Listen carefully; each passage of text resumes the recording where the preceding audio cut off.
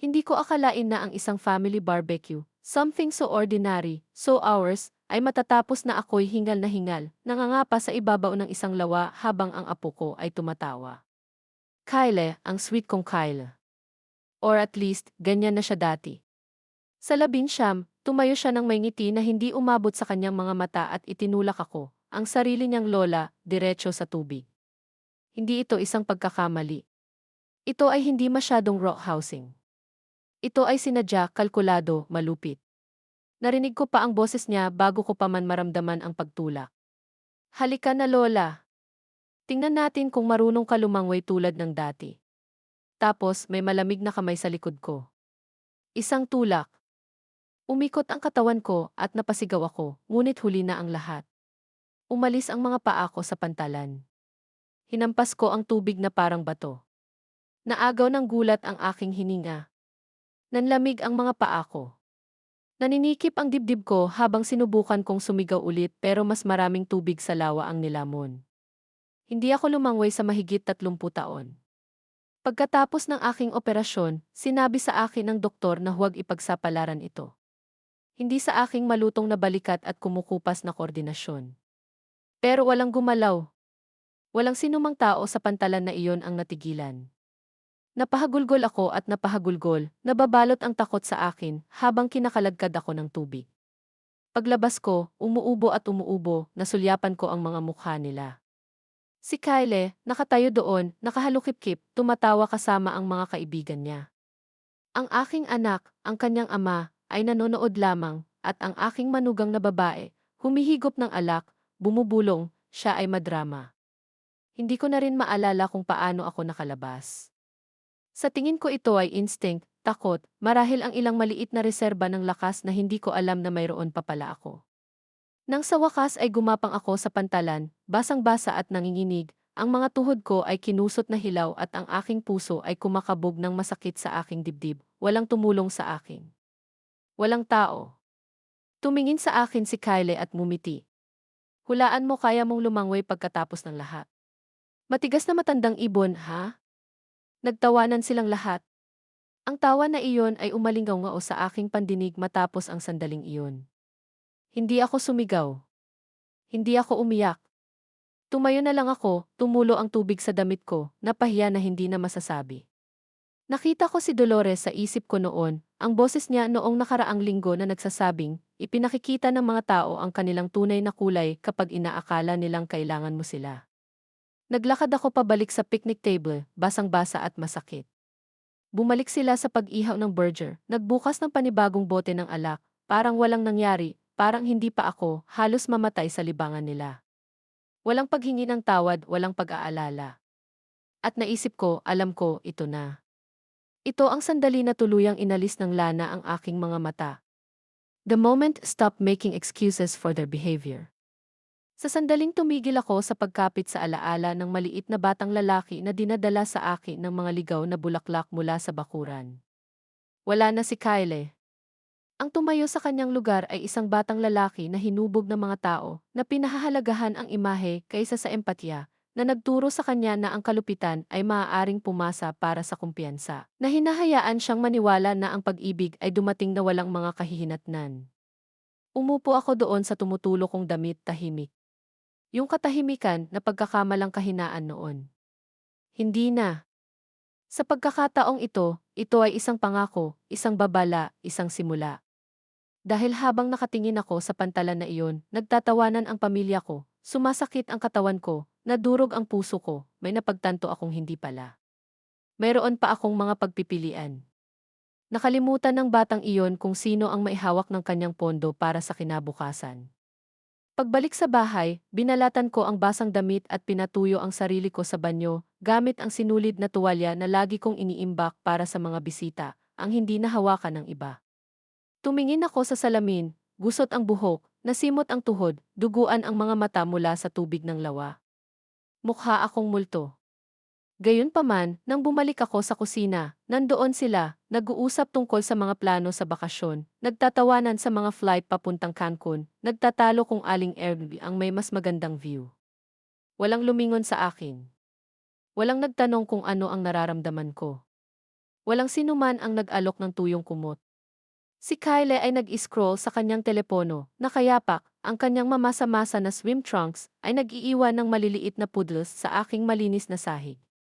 Sumandal ang anak ko sa counter, humigop ng limonada na ginawa ko noong umaga. At ang aking manugang na babae, na pinakintab na estatwa ng kawalang interes, ay nagpapakita ng isang slideshow ng mga beach resort kay Kyle, tulad ngayon ay isa pang maaraw na hapon. Para akong invisible. Umupo ako sa gilid ng breakfast table, nanginginig pa rin ang buto ko sa lamig, nakadikit sa likod ko ang kardigan ko, pero walang nakakita. Walang pakialam. Gusto kong sumigaw, hindi dahil sa sakit kundi hindi makapaniwala. Paano tayo nakarating dito? There was a time, God help me, I remember it, when Kyle would wrap his arms around my neck and say, "You're the best part of this house, Lola."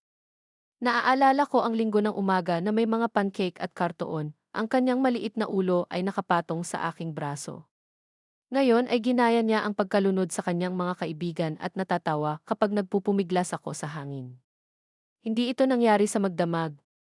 Ang kalupitan na iyon ay kailangang matutunan. At alam ko kung saan niya ito natutunan. Mula sa mga ngiti, pag-ikot ng mga mata, sa mga pagkakataong binabaliwala ng kanyang mga magulang ang aking mga alalahanin, pinagtatawanan ang aking mga makalumang paraan. Ang paraan ng pag-uusap nila tungkol sa akin, kapag akala nila ay tulog na ako, ang paraan ng paggamit nila sa aking tahanan, ang aking pera, ang aking oras, hanggang sa ako ay naging higit na abala kaysa sa isang tao. Ngayon ay nakaupo ako doon sa sarili kong kusina, nanginginig, habang pinaplano nila ang susunod nilang pagtakas.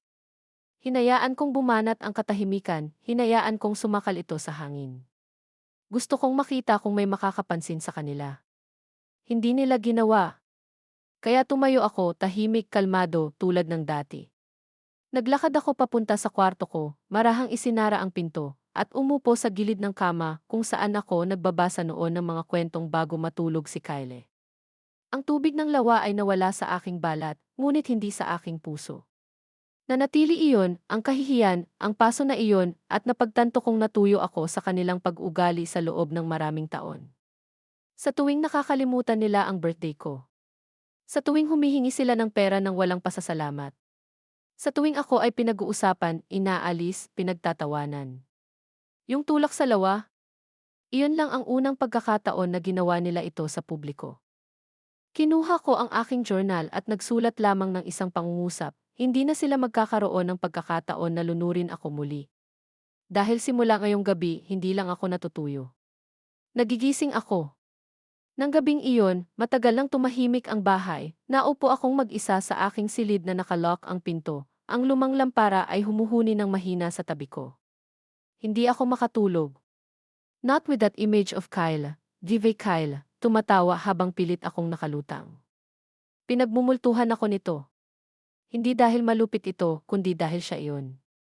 Pinalaki ko ang batang iyon, hindi lamang bilang isang lola, hindi bilang isang mapagmahal na bisita sa bakasyon.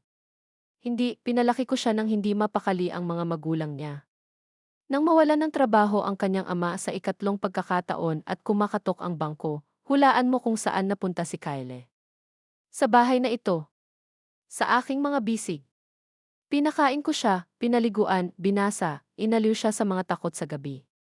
Nilagay ko ang pangalan niya sa bawat emergency contact form, nagbayad ng kanyang matrikula sa paaralan kapag ang kanyang mga magulang ay masyadong mahigpit sa pondo. Binuo ko ang mundo niya. Naaalala ko pa ang araw na nakuha niya ang kanyang unang piano keyboard. Binili ko ito ng second hand sa isang music teacher na magretiro na. Ginugol ko ang kalahati ng aking ipon dito, at nakaupo siyang naka-cross-leg sa sahig ng maraming oras, pinipindot ang bawat key na parang magic. Lola, sabi niya, mas maganda ito kaysa Pasko. I remember thinking, itong batang ito, malalim ang nararamdaman niya. Saan nagpunta ang batang iyon? Naisip ko kung paano nagsimulang mag-shift ang mga bagay noong siya ay 16 na taong gulang. Hindi na alis sa kanyang kamay ang telepono. Napatigil siya sa pag-upo sa mesa. Ang kanyang pasasalamat ay naging mga ungol. Eye contact, nawala. Noong una, tinatak ko ito hanggang sa edad. Ang mga bagets ay moody, sabi ko sa sarili ko. Mahal ka pa rin niya. Lumalaki lang siya. Ngunit hindi iyon. Hindi lang siya lumaki. Nagmorph siya. Ang maliliit na bagay ang nagbigay nito. Snide jokes, mocking how I stared in my tea, rolling his eyes when I told stories. Dapat may sinabi ako noon. Dapat hinarap ko siya. Ngunit hindi ko nais na bato ang bangka. Ayokong mawala siya. Sa halip nawala ako sa sarili ko. Hinayaan ko siyang kausapin ako. Hinayaan kong tumawa ang mga magulang niya nang paalisin niya ako. Hinayaan kong mawala ang sarili ko sa wallpaper ng sarili kong tahanan. Ang batang lalaki na minsang umiyak noong kinamot ko ang aking tuhod sa hardin, na dating humahalik sa aking pisngi at nagtatanong kung may edad na ba ang mga anghel, ngayon ay isang estranghero sa aking kusina, na nagbibiro tungkol sa paglulunod sa akin. At marahil ang pinakamasamang bahagi, gusto ko pa ring maniwala na may natitira sa batang iyon. Ngunit ngayong gabi, hinayaan ko ang pantasyang iyon. Isinara ko ang huling photo album ko sa kanya. Mga pahina ng mga ngiti sa ngipin at mga kandila ng kaarawan at inilagay ito sa estante. Hindi para kalimutan, kundi para protektahan ang sarili ko, dahil ang pag-ibig na walang hangganan ay hindi pag-ibig. Ito ay pagkaalipin. At sapat na ang napagsilbihan ko. Hayaan ang kanyang mga magulang na linisin ang kanilang nilikha. Hayaan silang magyabang tungkol sa kanyang mga aplikasyon sa kolehiyo, sa kanyang Instagram followers, sa kanyang pagkamapagpatawa. Kinaumagahan, sinabi ko ang lahat kay Dolores, dahil sa sandaling iyon, kailangan ko ng aliw. Kailangan ko ng taong makikinig lang. At palaging ginagawa ni Dolores. Si Dolores ay aking matalik na kaibigan sa loob ng 30 taon. Nalampasan namin ang hindi mabilang na mga bagyo ng magkasama, at nasa tabi ko siya sa bawat kataas-taasan at kababaan. Kinaumagahan, may kumatok sa pintuan ng kusina ko. Hindi yung sa harap. Huwag kailanman sa harap. Palaging dumaan si Dolores sa gilid na parang pag-aari niya ang lugar. Open up, Margaret. Nagdala ako ng muffins at opinions. Umiti ako bago ako makarating sa pinto. Nandoon siya, sa kanyang sobrang laki na salaming pang-araw at turquoise na windbreaker, hawak ang isang brown na paper bag at 2 tasa ng kape, na para bang binabagyo niya ang isang larangan ng digmaan. Didn't even get the word out before she said, "You look like hell." Umupo ka. Ibubuhos ko. Umupo ako. Dahil kay Dolores, hindi ka nakikipagtalo, nakakatanggap ka. May ginawa sila, sabi niya. Hindi ba sila, tumango ako. Minsan lang. Iyon lang ang kinuha. Hindi siya huminga o nagsabing, "Oh, honey," tulad ng ginagawa ng karamihan. Sumandal siya, ipinatong ang kanyang mga siko sa mesa, at sinabing, "Kung gayon, oras na." Oras para saan, tanong ko. May kinuha siya sa bag niya. Hindi muffin, hindi napkin, folder. Ang card ng aking abogado at isang listahan ng bawat account na sinabi mo sa akin noong nakaraang taon noong ginawa namin ang iyong mga buwis. Napatitig ako sa kanya. Iningatan mo iyon? Iniingatan ko ang lahat, sabi niya. Lalo na kapag ang aking matalik na kaibigan ay namimigay ng kanyang pagmamahal at legacy tulad ng Halloween candy sa mga taong nagtulak sa kanya sa isang lawa. Bumaba ang tingin ko sa card. Peter Holloway, batas ng ari-arian, malinis na font, matibay na uri ng pagkakamay. Hindi ko alam, mahinang sabi ko. It feels final. Sumandal si Dolores, nag-cruise ang kanyang mga braso, at ikiling ang kanyang ulo. Gusto mo ng final? Ayaw mo lang ng guilt. Iba yun. Humigop siya ng kape niya at tinapik ang mesa. Listen to me. Ikaw ang nagbayad ng school ni Kyle. Ikaw ang nagbayad ng braces niya, his damn piano, his soccer trips.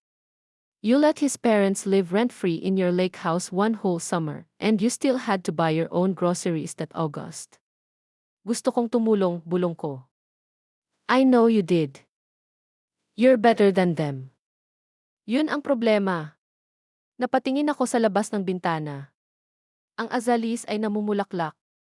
Itinanim sila ni Cliff para sa aming anibersaryo. Palagi niyang sinasabi na sila ay matigas ang ulo ng mga bulaklak, mabagal magbukas ngunit imposibleng patayin. Naramdaman ko iyon ngayon. Ayokong maghiganti, sabi ko. Lumapit si Dolores sa kabila at pinisil ang kamay ko. Of course not.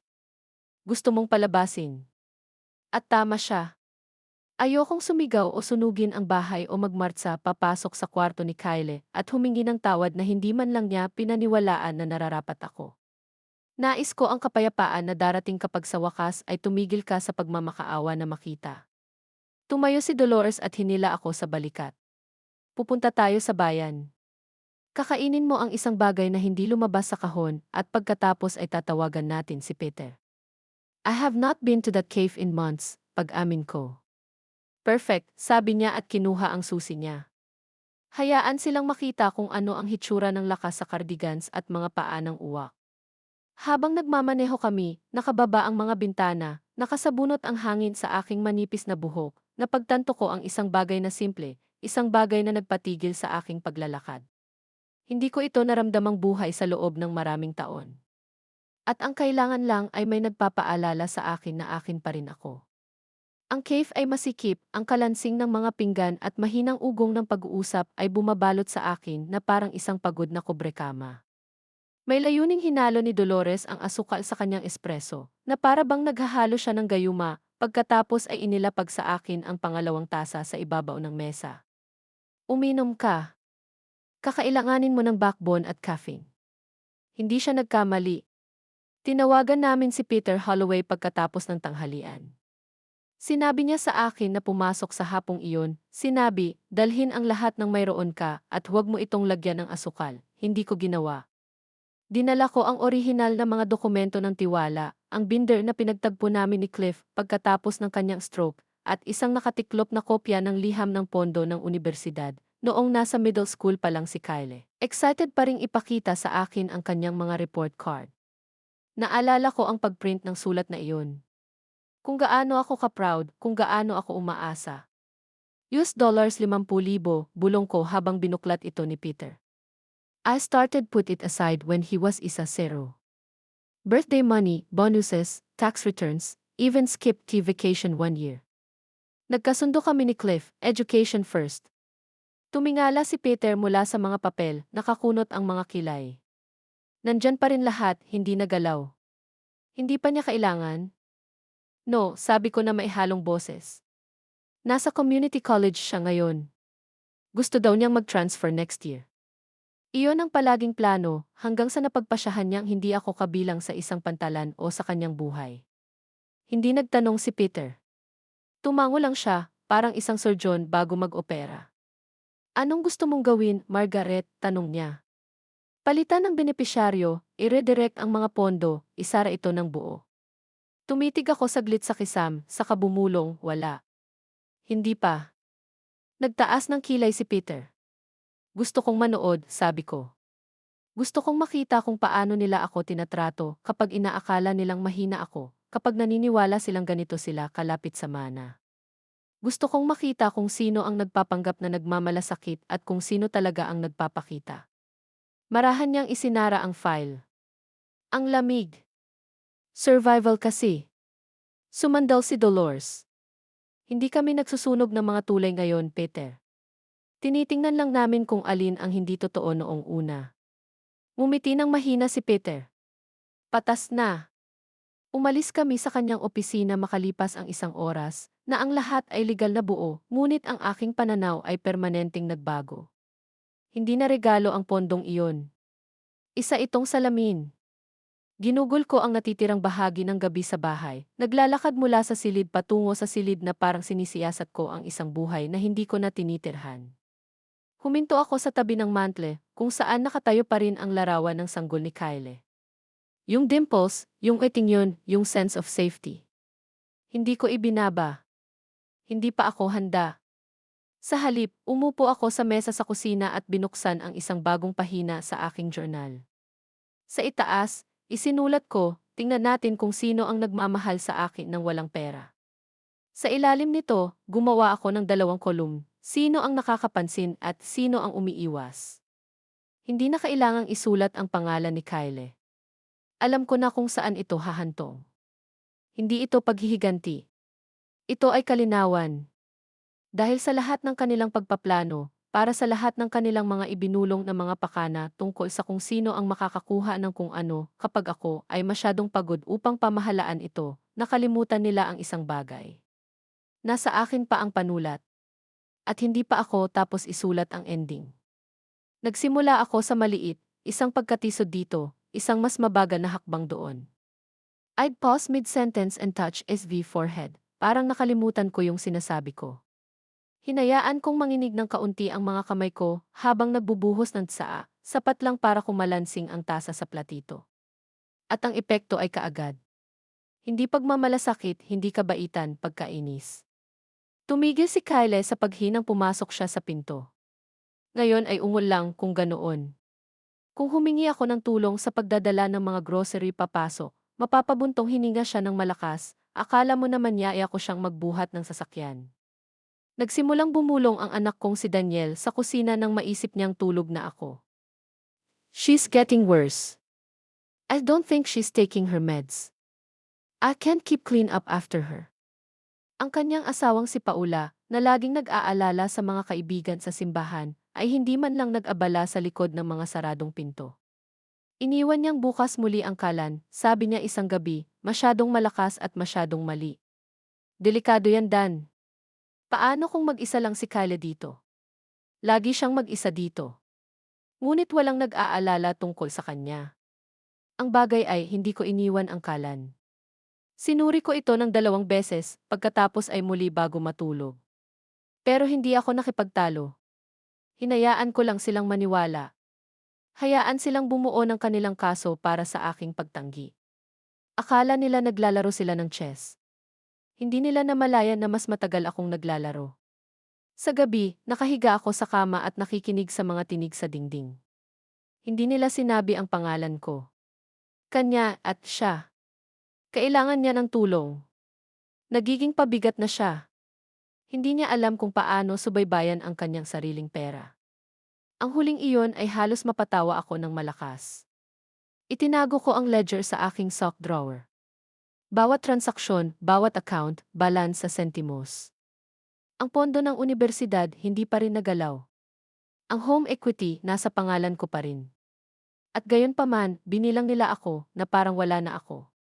Isang umaga, pumunta ako sa kusina para hanapin sina Kyle at Paula sa mesa, nagbubulungan. Natigilan sila nang makita nila ako, ngunit hindi ko narinig ang salitang ipasilidad. Tumingin sa akin si Kyle na parang object. Hindi niya narinig iyon, sabi niya. Ibinuhos ko ang aking kape ng dahan-dahan, hinayaan ang katahimikan sa pagitan namin. Napatingin ako sa labas ng bintana sa garden na itinayo namin ni Cliff mula sa wala. Ang aming santuwaryo. Ang mga hydrangea ay namumulaklak muli. Mga bagay na matigas ang ulo katulad natin. Matanda na ako, malakas na sabi ko, sa walang partikular na tao. Pero hindi ako bingi. Wala ni isa sa kanila ang sumagot. Noon ko nalaman na sinusubukan nila akong itulak palabas bago pa ako makaguhit ng hangganan. Kaya hinayaan ko silang isipin na nadudulas ako. Hayaan mo silang mag-usap. Hayaang bulungan sila. Pinaliit ko ang sarili ko sa paningin nila para, sa lalong madaling panahon, tuluyan na akong mawala. At kapag ginawa ko, mararamdaman nila ang katahimikang iyon na parang kulog. Nang gabing iyon, binuksan ko muli ang aking journal, gumuhit ng isang maliit na linya sa tabi ng pangalan ni Kyle sa kolumna na umiiwas, 2 beses itong sinalungguhitan. Sa tabi ng mga pangalan ni Daniel at Paula, isinulat ko, gusto nila ang bahay, hindi ang babae sa loob nito. Isinara ko ang libro at mumiti sa dilim. Hayaang bumulong sila dahil nakikinig ako sa bawat salita. Pagkalipas ng 1 linggo, nagkaroon ako ng huling sandali na nagtulak sa akin sa linya. Ideya iyon ni Paula. Isang uri ng kaswal na hapunan para sa kanyang mga kaibigan mula sa yoga studio at mga kaibigan ni Daniel sa trabaho. We'll grill. Keep it light. Baka pwede mong gawing lemon cake na gusto nila, wala akong sinabi. I bake the cake anyway, out of habit. Siguro out of sentiment. Pero wala akong planong magtagal. Amoy inihaw na karne at pabango ng rose ang bahay. Bumuhos ang tawa mula sa likod na patio na parang usok, manipis, tumataas, nakakasawa.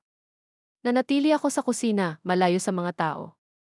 Walang nakapansin, kahit si Daniel, na sumilip noon para magtanong kung kailangan ko ng tulong sa paghugas ng pinggan noong 12 anyos siya. Tumayo ako sa tabi ng lababo, wala sa nakikita, nakikinig. Laging nakikinig. Then heard Kyle's voice, loud, icy, dripping with that smug sarcasm na namanan niya kay Paula. Kaya, kunin mo ito, sabi niya sa bilog ng mga panauhin na medyo nahihilo. Nahulog si Lola sa lawa sa barbecue. Nagpaikot-ikot siya na parang baligtad na pagong. Lahat tulungan mo ako, tulungan mo ako. Tawa. Totoo, abot pusong tawa. Nagpatuloy siya. And I'm like, dude, hindi ka naman talaga nalulunod. Siya ay malamang na mamimingwit para sa pakikiramay. Alam mo kung gaano katanda ang mga tao. May tumawa at bumulong ang dilim, Kyle. Lalong tumawa si Kyle. She's fine. Tough old bird. Matigas na matandang ibon. Iyon ang nakita niya nang tumingin siya sa akin. Hindi yung babaeng nagbayad ng braces niya. Hindi yung nagpuyat sa kanya sa panahon ng kanyang asthma spells. Hindi ang isa na nag-iingat sa bawat dumb drawing na ginawa niya sa isang binder sa ilalim ng kanyang kama. Isang ibon lang. Nakatayo ako sa likod ng sliding glass door, nanginginig ang mga kamay ko. Hindi mula sa edad, ngunit galit. Pagkatapos ay narinig ko ang boses ni Paula, malambot at maputol, parang scalpel. Siya ay isang pananagutan, sabi niya. Hindi pamilya. Sinabi ko kay Daniel. Kailangan nating isipin ang hinaharap, hindi ang sentimento. Pananagutan. Hindi ito ang unang pagkakataon na naramdaman kong disposable. Ngunit sa pagkakataong ito ay pangwakas. Naglakad ako papunta sa kwarto ko, tahimik. Walang luha, walang salita sa kanila. Naupo ako sa kama, ang mga boses ay humihima sa nakasarang pinto, at naramdaman kong may gumalaw sa akin. Hindi na ako nagalit. Hindi man lang ako heartbroken. Tapos na ako. Ito ang kaliwanagan na hinihintay ko, ang kumpirmasyon, ang pirma sa invisible na kontrata na isinulat nila noong araw na itulak ako ni Kyle sa lawa na iyon. Binuksan ko ang bedside drawer ko at inilabas ang envelope na may card ni Peter. Kinuha ko ang phone ko at tinignan ang number. Tapos nag-dial ako. Sumagot si Peter Holloway sa pangalawang ring. Si Margaret naman. Handa na ako. Hindi niya tinanong kung ano ang ibig kong sabihin. Ang sabi lang niya, pumasok ka bukas. Dalhin mo ang mga dokumento. Dalhin mo ang iyong VE. Sabi ko, meron na ako. Pagkababa ko, naglakad na ako pabalik sa halway. Mas mahina na ngayon ang tunog ng kanilang pagtawa, na parang pag-aari ng mga hindi kilalang tao. Nakaupo pa rin ang lemon cake na hindi nagalaw sa counter. Kumuha ako ng kutsilyo at hiniwa ang isang perpektong hiwa. Hindi para sa kanila, para sa akin. Umupo ako sa mesa sa kusina, mag-isa, at dahan-dahan itong kinain. Hayaan silang magkwento. Hayaan silang uminom at mag-toast at magsismisan. Hayaan mo silang magpanggap na invisible ako. Dahil, simula bukas, malalaman na nila kung gaano ako ka-invisible. At kapag dumating ang katahimikan, tunay na katahimikan, hindi ito kahinaan. Ito ang aking paglabas. Hindi ako nakatulog ng gabing iyon. Umupo ako sa maliit na mesa sa kwarto ko, ang dati kong tinulungan kay Kyle sa pagsulat ng mga sanaysay niya sa kolehiyo, at binuksan ang laptop ko. Ang website para sa Scholarship Foundation ay na-bookmark na. Sinuportahan namin sila ni Cliff sa loob ng maraming taon. Ito ay tahimik, mahusay at marangal. Ang kanilang motto, education should be earned, not inherited. Panay ang pagtype ko, kusa. Halaga na ibibigay, $50,000. Pangalan ng donor, sa alaala ni Clifford James Walker. Pagtatalaga, STEM Scholarship Fund para sa mga mag-aaral sa unang henerasyon. Anonymous. Bago ko i-click ang kumpirmahin, nagpause ako. Nag-hover ang mga daliri ko sa keyboard. Naisip ko si Kyle sa siyam na taong gulang, na nakangiti na may nawawalang mga ngipin, na nagsasabing, Lola, paglaki ko, gusto kong gumawa ng mga makina na makakatulong sa mga tao na huminga ng mas mahusay. Hindi na siya nagsasalita ng mga ganyan. Wala naman siyang sinasabi. Kumpirmahin. Ginawa ito. Walang pangalawang paglogin na kailangan. Walang kumpirmasyon na email na hihintayin. Isang malinis, permanenteng paglipat lamang. Isinara ko ang tab at hindi na lumingon. Pagkatapos ay binuksan ko ang isa pang bintana. Amtrak sa pagkakataong ito. One-way na ticket. Pag-alis, Linggo. Destinasyon, Silver Pines, isang tahimik na komunidad ng pagreretiro na 2 estado ang layo. May kaibigan doon si Dolores na inilarawan ito bilang mapayapa ngunit hindi patay. Mayroon itong hardin, shared workshop at mga residenteng naglaro ng chess ng walang daya. Perpekto. Pinili ko ang pinakamaagang tren sa umaga, tahimik, hindi napapansin. Habang natutulog ang bahay, nag-impake ako ng magaan. Isang maliit na maleta, 3 sweater, ang aking gwante sa paghahardin, ang flannel ni Cliff, ang liver na journal, at isang larawan kong hawak-hawak si Baby Kyle. Isa lang. Nawala na ang mga mahahalagang gamit. Ang mga dokumento, secure na. Ang naiwan ko ay mga shell lang. Mga damit na hindi ko nasusuot ng ilang taon. Mga gamit sa kusina hindi nila ako pinasalamatan sa paggamit. Mga birthday card na may sulat kamay ko na inihagis sa mga drawer. Hayaan silang panatilihin ang lahat ng iyon. Hayaan silang ayusin ang dati kong buhay na parang mga buitre na umiikot sa isang bagay na tinulungan nilang patayin. Pupunta ako ngayong katapusan ng linggo kasama si Dolores, sabi ko, nakatayo sa pintuan ng kusina Biyernes ng gabi. Gusto niya kasama sa isang maliit na paglalakbay. Hindi man lang nag-angat ng tingin si Daniel mula sa phone niya. Cool, ungol ni Kyle, nilagpasan ako habang papunta sa ref tanging si Paula lang ang sumagot, at kahit noon pa man, ito ay isang guwang, distracted, drive safe, habang siya ay nakatiklop ng labada, na parang mas nag-aalala siya sa paghahalo ng mga puti at kulay kaysa sa aking aktwal na pag-alis. Wala ni isa sa kanila ang nagtanong kung saan. Walang nagtanong kung bakit. Walang nag-alok na bitbitin ang bag ko. At napagtanto ko, hindi lang ito pagpapabaya. Ito ay pagkalkula. Tapos na silang magpanggap. Sa isip nila, ako ay nai-box up, nilagyan ng label at naimbak. Matanda lang si Lola. Malamang nawala na siya. Halos naririnig ko ang mga iniisip nila. Hayaan mo siya. Nandito tayo kapag nabasa na ang testamento.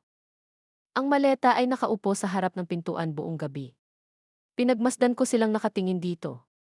Wala ni isa sa kanila ang nagtanong kung kailan ako babalik. Iniisip siguro nila na hindi ko gagawin. At sa totoo lang, tama sila. Ang tanging maling tala sa paglalakbay na ito ay tinawag ko itong weekend. Pero hindi ako babalik. Hindi sa bahay na ito. Hindi sa mga taong ito. Nang gabing iyon, umupo ako sa gilid ng aking kama at tumitig sa dingding. Mga pader na minsan ay napuno ng tawa ni Kyle, ng mga handprints mula sa mga proyekto sa pagpipinta, sa paghum ni Cliff habang inaayos niya ang molding. Ngayon sila ay tahimik, malamig, pinapanood akong umalis. Tumunog ang alarm noong 5:30 ang gumalaw ako na parang dumulas sa oras, nagsuklay ng buhok, tinupi ang kumot sa aking kama, walang sinulat, walang sinabi. Huminto si Dolores sa ganap na 6 oras, mahina ang mga headlight, umaalingaw ang makina na parang sikretong handang itago. Saglit akong tumayo sa sala, tinitingnan ang bahay na bumalot sa buhay ko, at ang mga taong unti-unting inalis ang kahulugan nito. Walang sakit, tanging espasyo. Lumabas ako sa harap ng pinto, hawak ang maleta, tahimik itong isinara sa likod ko. Walang gumalaw. Kahit si Kyle hindi. Habang nagmamaneho si Dolores patungo sa istasyon, sumulyap siya sa akin. Hindi naman nila tinatanong kung saan ka pupunta, di ba? Umiling ako. Hindi man lang tumingin. Gumawa siya ng ingay sa kanyang lalamunan. Isang mapait na tawa, siguro. Imagine that.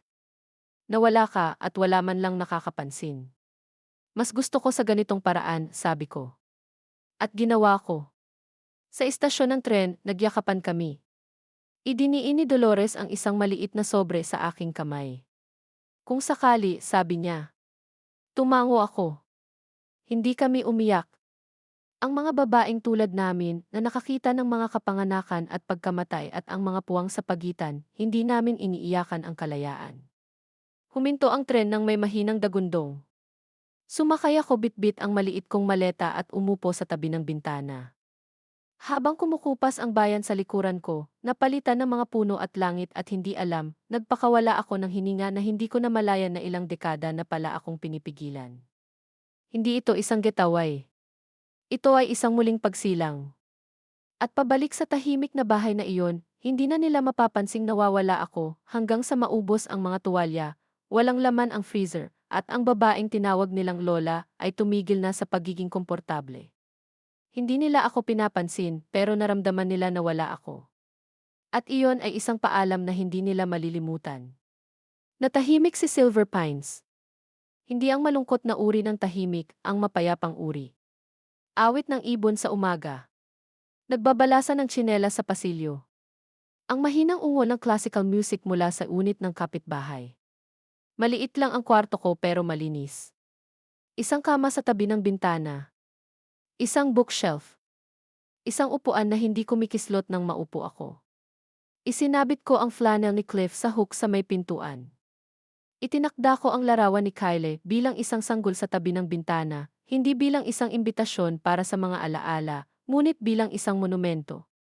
Tiningnan ko ang larawang iyon at sa wakas ay nakita ko ang katotohanan. Isa lang siyang lalaking minahal ko. Hindi isang lalaking karapat-dapat na pagmamay-ari ako. Nang hapong iyon, umupo ako sa desk at sinimulan ang sulat. Hindi lang kay Kyle. Sa kanilang lahat, Daniel, Paula at Kyle. Isinulat ko ang mga pangalan nila sa taas, parang obituary.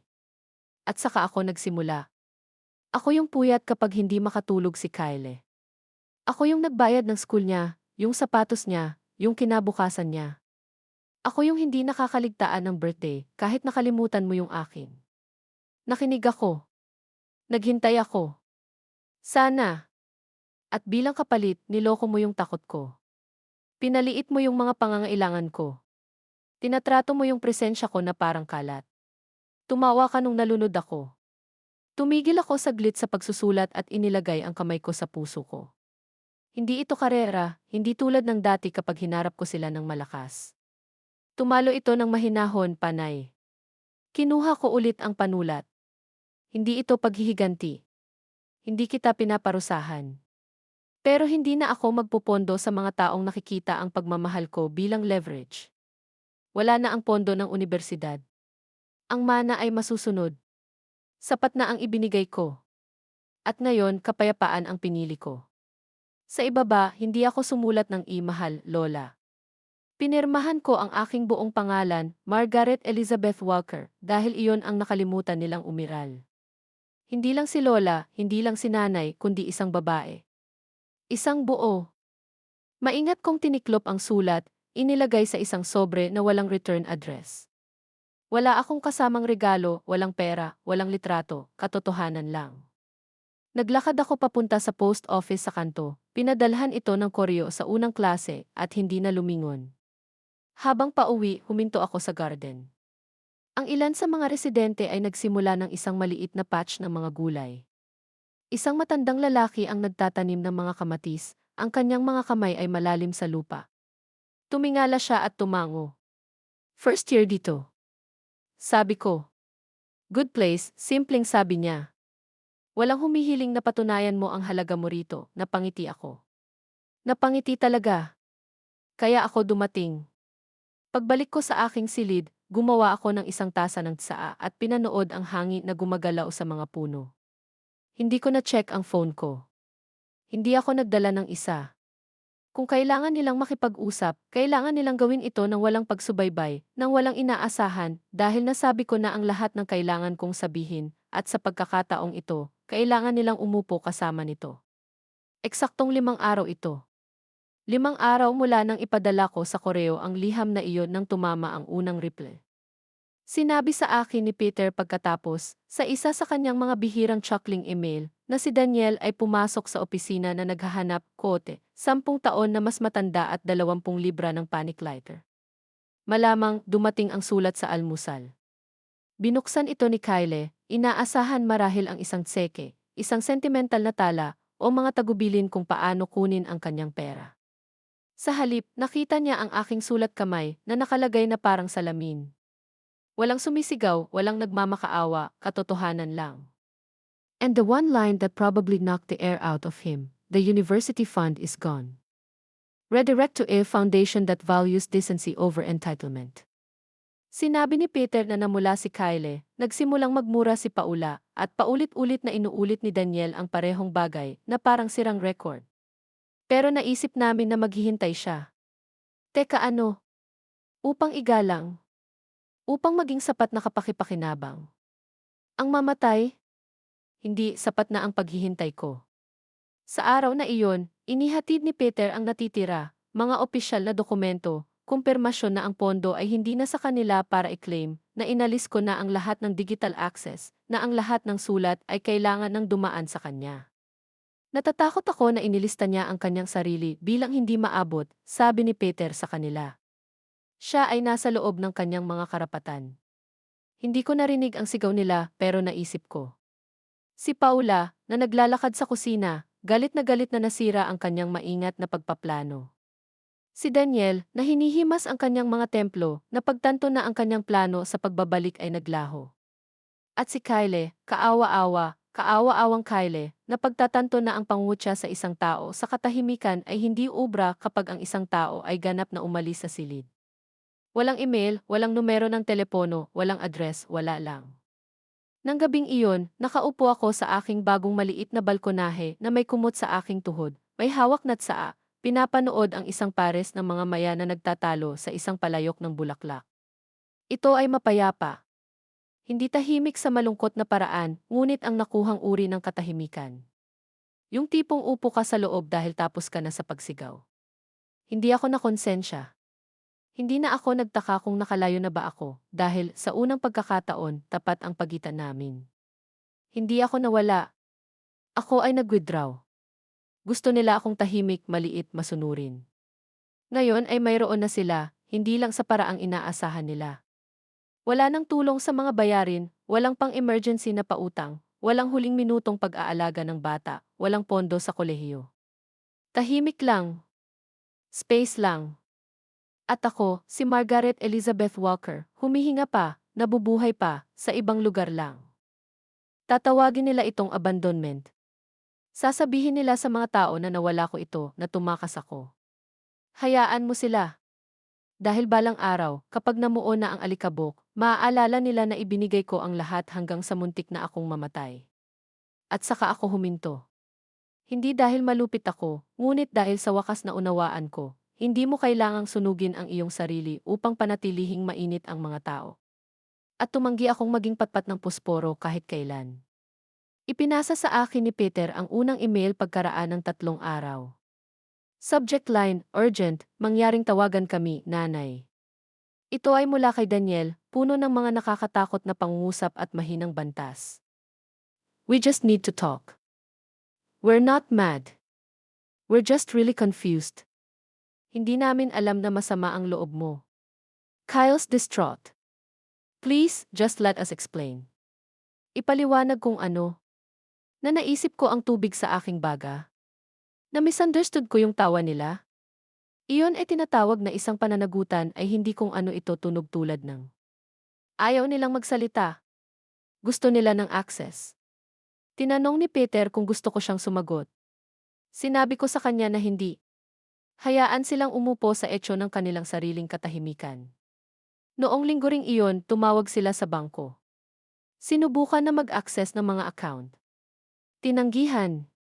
Nag-email sila sa Scholarship Foundation. Tinanggihan. At pagkatapos ay dumating ang pinakamatapang na hakbang pa. Iniulat nila na nawawala ako. Isang opisyal talaga ang nagpakita sa opisina ni Peter, nagtatanong kung may anumang alalahanin para sa aking kaligtasan. Peter, pagpalain mo siya, iniabot ang dokumentasyon. Si Margaret Walker ay may mabuting pag-iisip, iniwan sa pamamagitan ng pagpili, at walang legal na obligasyon na ipaalam sa mga taong pinoprotektahan niya ang kanyang sarili. Sinubukan nilang muli kinabukasan, sa pagkakataong ito ay tumatawag si Kyle. Hindi sumagot si Peter. Pinadalhan niya ako ng update na mailinya ng paksa, nag-aagawan sila. Hindi ko agad binuksan. Umupo ako sa kaalaman, hindi dahil kailangan kong tamasahin ang kanilang pagkataranta, ngunit dahil kailangan kong maniwala sa aking karapatang lumayo. May kakaibang guilt na namumuo kapag huminto ka sa pagiging ina ng mga taong nalulong sa iyong pananahimik. Dumarating ito sa mga alon. Siguro masyado akong harsh. Baka hindi nila sinasadya. Baka magbago sila. Ngunit ang pagkakasala ay ang halaga lamang na binabayaran mo kapag naturuan ka na ang pag-ibig ay dapat masaktan. At hindi ko na binabayaran ang presyong iyon. Hindi ako sumagot. Hindi ako kumibo. Sa halip, ginugol ko ang araw sa hardin, hinuhukay ang aking mga daliri sa mainit na lupa at nagtanim ng mga buto, na para bang pinangahasan ko ang lupa na magsimulang muli sa akin. Nang gabing iyon, tumawag si Dolores. Sila ay umiikot, sabi niya. Words getting around. Nagsisimula ng magbulungan ang mga kaibigan ni Paula sa yoga. Nagtanong ang isa sa kanila kung may dementia ka. Natawa ako. Hindi ang magalang na uri ang mapagpalayang uri. Bueno, sabi ko, ako dapat ang pinakaorganisadong pasyente ng dementia na nakita nila. Huminto si Dolores. Sigurado ka bang okay ka sa kanila na iniisip mong wala ka na? Napatingin ako sa bintana sa papalubog na araw sa ibabaw ng kama ng marigolds. Hindi ako umalis, sabi ko. Hindi lang ako available. Dahil iyon naman ang totoo, di ba? Gusto nila akong maging isang tahimik na kabit sa background. Laging handa, hindi kailangan. Maginhawa, disposable. Ngayon wala na ako, ngunit hindi nawawala. Hindi nila ako nawala. Pinaalis nila ako. At ngayon na hindi nila ako mahanap, sa wakas ay sinusubukan nilang makinig. Ngunit huli na para sa mga pag-uusap. Hindi ito standoff. Ito ay isang pag-alis. At, sa unang pagkakataon, hindi sila ang pipili kung kailan ito matatapos. Tinawag ito ni Peter sa sandaling bumigay ang sahig. Inipon niya sila sa kanyang opisina, silang tatlo, dahil ayaw nilang maniwala hanggang sa marinig nila ito mula sa isang taong may titulo at mesa. Pumasok si Daniel na nakapikit. Isinuot ni Paula ang kanyang best I'm about to play victim cardigan. At si Kyle, ayun, mukhang bata na naman si Kyle. Hindi dahil nakaramdam siya ng pagsisisi, kundi dahil, sa unang pagkakataon, hindi yumuko ang mundo sa kanya. Naghanda si Peter ng isang maikling pahayag, ayon sa aking mga tagubilin. Walang usapan, walang paliwanag, katotohanan lang. Inilapag niya ang folder sa ibabaw ng mesa, tiningnan ang bawat isa sa kanila sa mata, at sinabing, galing ito kay Margaret Walker. Pagkatapos ay binasa niya, sa mga nag-aakalang ang aking pananahimik ay nangangahulugan ng pagsang-ayon, ibinigay ko ang lahat ng isang beses. Hindi ako mamamatay ng 2 beses. Kinuha mo ang aking oras, ang aking tahanan, ang aking kapayapaan. Inubos mo ako habang sinasabi sa iba na binabantayan mo ako. Pinagtatawanan mo ako habang ako'y nalulunod at nagtaka kung bakit hindi ako umahon na humihingal para sa iyong pag-apruba. Kaya hayaan mo akong malinawan. Naubos na ang aking pondo sa unibersidad. Ang mga asset ay hindi mapupunta sa mga nagtrato sa akin na parang kalat na naghihintay na malinis. Si Daniel, tila, sinubukang humarang, ngunit nagtaas ng kamay si Peter. Binigyan niya ako ng buong otoridad na basahin ang bawat salita. Pagpapatuloy niya, wala kang matatanggap mula sa akin sa kamatayan dahil wala kang ibinigay sa akin na mahalaga sa buhay, hindi pag-ibig, hindi paggalang, walang pag-aalaga. Minahal mo ang aking pera kaysa sa pagmamahal mo sa akin. At ngayon, ang pera ay nasa mga naniniwala pa rin sa kabaitan. Si Paula, ayon kay Peter, naging pula at pagkatapos ay puti. Napabuntong hininga si Kyle, ngunit walang nakikinig. Sinabi sa akin ni Peter na tumayo si Daniel at sumigaw, siya ay naliligaw, na sinagot ni Peter, hindi, natagpuan niya ito. Nang ipadala sa akin ni Peter ang buong transcript sa huling bahagi ng linggong iyon, binasa ko ito ng dahan-dahan, humihigop ng tsaa sa hardin habang ang aking mga paa ay nakasuksok sa ilalim ng kumot na nakagansilyo ni Dolores. Bawat salita ay parang hininga, parang oxygen. Hindi iyon paghihiganti. It was record-keeping. Nagsulat sila ng kwento. Nilipat ko lang ang huling pahina. Sa mundo nila, dapat ay tahimik akong magpatawad, magbigay ng walang katapusan, at malumanay na kumukupas. Pero hindi ko ginawa. Nagsalita ako. Umalis ako. Ibinalik ko ang pagmamahal ko sa mga may gusto pa, hindi sa mga umasa. Sa ilalim ng pahayag, Idinagdag ni Peter ang aking huling linya ng nakabold. Ayon sa aking sulat kamay na tala, ang pagiging mag-isa ay mas mahusay kaysa sa paggamit. At iyon na iyon. Namatay ang inheritance fantasy doon mismo sa isang law office sa ilalim ng soft fluorescent lighting. Hindi sa isang putok, ngunit sa katotohanan. Tahimik silang lumabas, hindi dahil naiintindihan nila, kundi dahil hindi na sila makapagtalo. Nawala ang kanilang kontrol. At ang natitira na lang ay ang alinggaw ng lahat ng bagay na kanilang pinagbigyan. Hindi ko kailangan na nandoon para panoorin ang nangyari.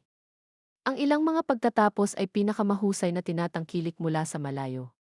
Sinabi sa akin ni Dolores na nagsimula ito sa isang kalampag na pinto. Si Kyle, pabalik mula sa opisina ng pananalapi ng kanyang kolehiyo na may isang folder na puno ng masamang balita at isang bibig ng sisi. Walang nagsabi sa akin na wala na ang pera, sigaw niya. Paula snapback, siguro kung hindi ka tumawa noong muntik na siyang mamatay, may future funded ka pa. Nakatayo lang roon si Daniel, hinihimas ang kanyang mga templo, na para bang mapipigan niya ang isang mas magandang bersyon ng nakaraan mula sa kanyang bungo. Hindi na bumalik sa klase si Kyle pagkatapos noon. At nang hindi lumabas ang kanyang refund check, dahil kinumpirma ng opisina ng scholarship na wala na ang pondo, sa wakas ay naunawaan niya. Hindi siya pinarusahan. Siya ay hindi kasama. Ipinadala ni Dolores ang lahat ng pabulong na usapan sa grocery store, ang mga patagilid na sulyap sa simbahan. Sabi nila na wala ka, sabi niya sa akin sa telepono, ngunit itinama ko sila. Oh, tanong ko, nakangiti sa aking tsaa. Sabi ko, nag-withdraw ka ng puhunan mula sa isang nakakalaso na negosyo. Natawa ako ng husto kaya kinailangan kong ibaba ang tasa. Samantala, pabalik sa lake house, lumalim ang spiral. Nagsimula na namang uminom si Daniel. Maliit sa una, isang beer na may hapunan, pagkatapos ay alak, pagkatapos ay whiskey. Nagreklamo si Paula sa kanyang kapatid na ang pagkawala ni nanay ay sumira sa lahat. Ni minsan ay hindi nila ginamit ang salitang umalis. Para sa kanila, isa pa akong multo na nagmumulto sa kanilang salaysay. I never existed as a woman who chose herself, just a figure who utang them more. Ngunit hindi binili ng kapitbahayan ang kanilang pagkilos ng matagal. Mabilis na kumalat ang salita nang makumpirma ni Peter na ako ay buhay, mabuti at legal na inilipat ang lahat ng aking mga gawain. Ang mga matatandang kaibigan na dating magalang na tumango kay Paula ay tumalikod na sa mga potlucks. Ang mga miyembro ng simbahan ay nag-alok ng mga ngiti kay Daniel, ngunit wala ng imbitasyon na magsalita sa mga almusal ng mga lalaki. Ang kanilang reputasyon ay nagsimulang masira, hindi mula sa iskandalo, kundi mula sa katotohanan. Kinukutya mo ang isang babae sa publiko at inalis ang kanyang halaga ng pribado, at nagsisimulang maalala ng mga tao ang mga bagay. Sino ang nagpalaki kay Kyle noong hindi kaya ng mga magulang niya? Sino ang nagpupondo sa kanilang mga bakasyon sa maliit na pautang? Sino ang naghurno para sa bawat libing, nagdala ng mga bulaklak sa lahat ng tao? Ako. At ngayon wala na ako. Hindi gumuho ang social circle na kanilang pinagsandigan. Umikot lang ito nang wala sila. Hindi ko na kailangang sumigaw. Hindi ko kailangang ipagtanggol.